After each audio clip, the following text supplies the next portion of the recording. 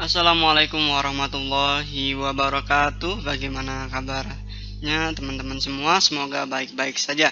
Di video kali ini, setelah kita menyelesaikan project create form dan detail student, pada kesempatan kali ini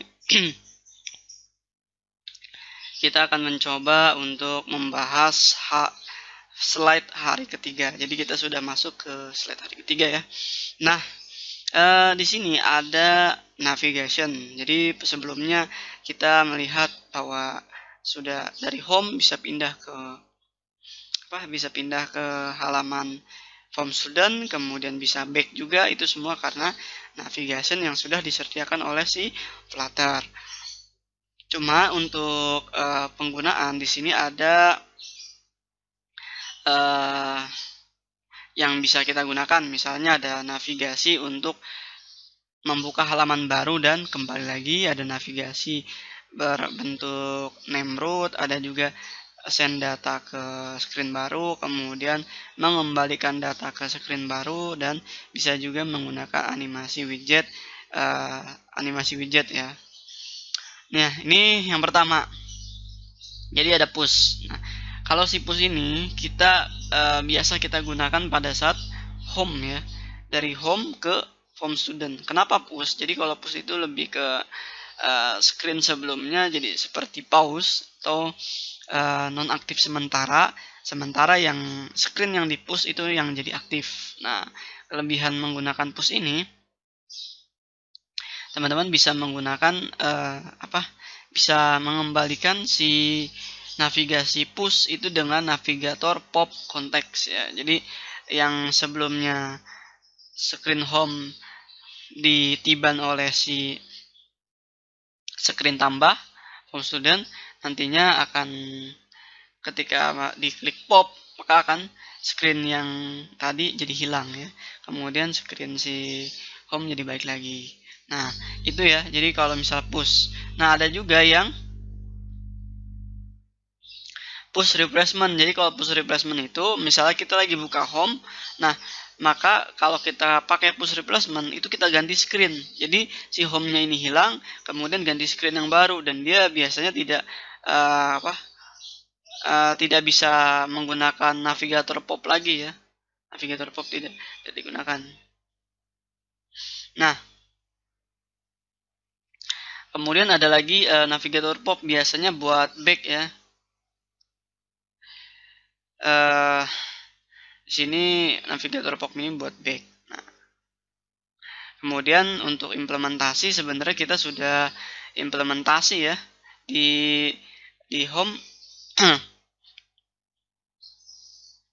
di home dart ini kita sudah implementasi menggunakan push ya, push form student. Nah, jadi buat terus juga di on tab kita juga menggunakan push.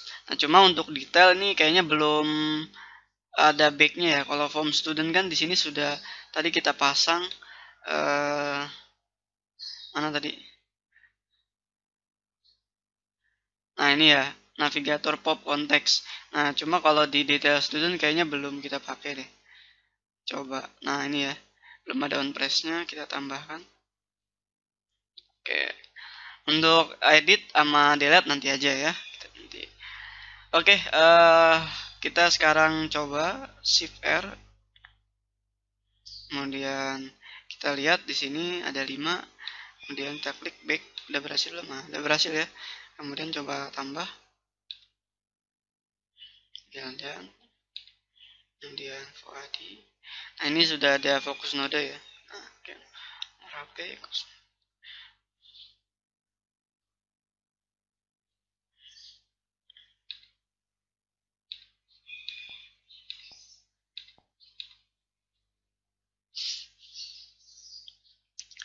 Terus ini misal alamat, misalnya di oke, kita coba back. Ini sudah ada ya Windows Fadi. Nah, kalau sudah ada, sekarang kita akan melanjutkan ke navigasi implementasi. Sudah ya. Ada challenge update detail student untuk update index dan request ke app service. Kemudian update a very big button. Oh iya, jadi ketika oh ini udah ya, ini udah nih, karena dia suruh nambahin back. Kemudian ada challenge delete student. Jadi press the icon trash button will delete of remove student list. When success delete, kita akan ke navigasi sebelumnya ya. Nah, ini update file, kita coba buka apa isinya.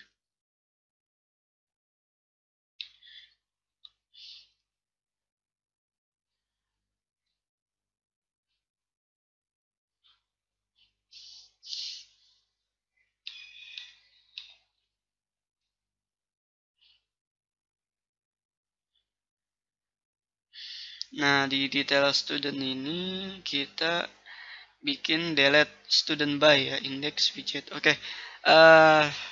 Silakan buka detail. Kemudian di sini ada on press delete.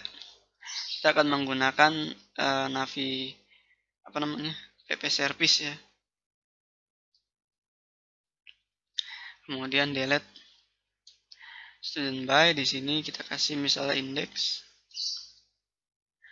indeksnya berapa, misalnya kita kasih widget titik id ya,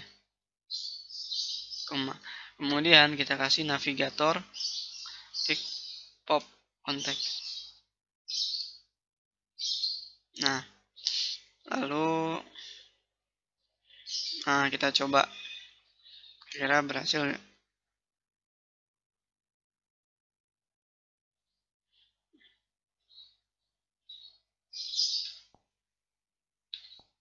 Nah, sudah berkurang ya, sudah berkurang ya. Jadi dia menjalankan delete student by, kemudian kasih ininya index, kemudian widget id. Nah, teman-teman bisa lihat di student service, di sini ada delete student cuma integer index ya.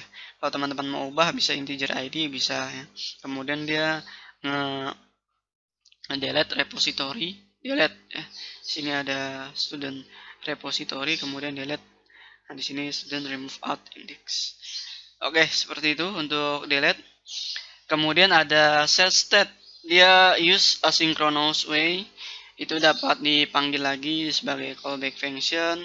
Kemudian widget yang bisa di rebuild lagi, kemudian dia juga bisa untuk menghandle perubahan data ya. Ini contohnya set state. Sebenarnya di create form udah sempat saya singgung sebentar ya. Jadi set state itu yang tadinya variabelnya misalnya null, ataupun kita kasih data apa, dan kemudian bisa kita ubah selama dia bukan final maupun dia bukan konstanta. Kemudian ada asynchronous in Dart, dia bisa juga menggunakan futur ya, dan dia bisa memanggil function callback. Nah, jadi promise in Dart, ketika kita sudah melakukan callback function di dalam set state, dan kita bisa menambahkan futur untuk menghandle asynchronous-nya ya. Apa sih futur asynchronous ya? Jadi misalnya ini contoh ya. Di sini ada main. Pertama ya, kita bisa menambahkan then ya. Jadi ketika sebuah function futur itu udah selesai, then dia ngelakuin apa. Nah, kemudian kita juga bisa memberikan return atau nilai yang akan dikembalikan ya. Dan kita juga bisa menggunakan await. Nah, await ini sangat bagus menurut saya. Jadi dengan adanya await ya, kita bisa melakukan atau kita ada misalnya dua function, dan dua function itu dijalankan dalam satu baris yang sama, tapi kita bisa menunggu nih. Jadi asynchronous, misalnya ini udah selesai baru melakukan yang ini ya. Jadi await itu fungsinya buat apa di sini? Await futur satu. Nah, jadi for result ini await futur, dia akan menunggu kalau proses si futur satu sudah selesai baru dia jalan ya, jalan. Nah, ini menurut saya sangat bagus kalau kita punya function dalam menjalankan beberapa function secara bersamaan. Dengan menggunakan await, kita bisa menghandle mana dulu yang akan dijalankan pertama kali gitu.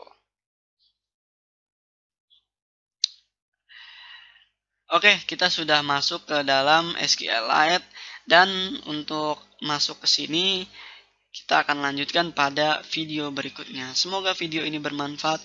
Assalamualaikum warahmatullahi wabarakatuh.